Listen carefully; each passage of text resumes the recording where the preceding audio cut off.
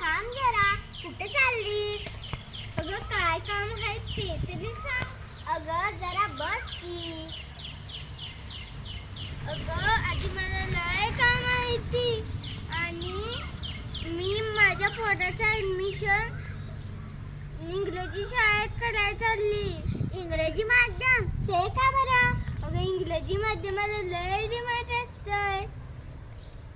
आणि एका आईबाचं सपन काय असतं तुला ठाऊक नाही का ग? एखाद्या आईबाचं सपन असतं की आपला पोरगा मोठा होऊन सुटाबुटात बघावा. अगं एवढंच ना, मग आपल्या सातारा जिल्ह्यातील जिल्हा परिषद शाळेमध्ये राष्ट्रीय दर्जाचा CBSE बोर्डचा अभ्यासक्रम सुरू होत आहे. तू बुटा सुटाचं म्हणशील ग, पण बुटा सुटा आपल्या शाळेमध्ये मोफत आहे. तुमच्या शाळेमध्ये मिळेल ग, पण त्याला तुला पैसे भरावे लागणार. अगं बाई, अगं एवढंच काय, तर आपल्या शाळेमध्ये मोफत पाठ्यपुस्तके, मोफत पूरक आहार, मोफत मध्यान्ह योजना हेही दिले जाते. अगं बाई खरंच की आपल्या मुलांच्या आरोग्याचाही विकास होतोय म्हणायचं. अगं नुसत्या आरोग्याचं काय घेऊन बसलीस, तर आपल्या शाळेत ROचं शुद्ध पाणी, शौचालये व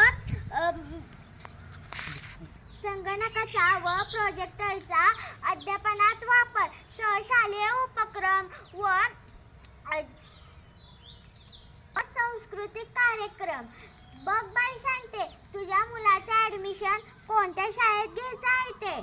अगं बाई खरंच की आपल्या गावातली एवढी गुणवान शाळा सोडून माझं भलतंच माझ्या डोक्यात शिरलं होतं. आता माझे डोळे उघडले.